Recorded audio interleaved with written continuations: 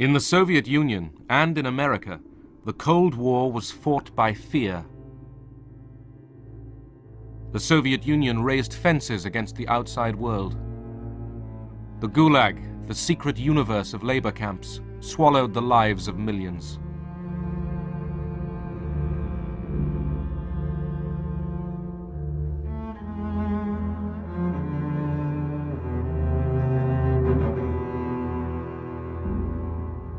Both sides turned their fear inwards against their own people. They hunted the enemy within.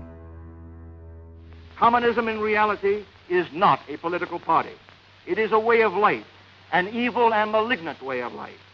It reveals a condition akin to disease that spreads like an epidemic. And like an epidemic, a quarantine is necessary to keep it from infecting this nation.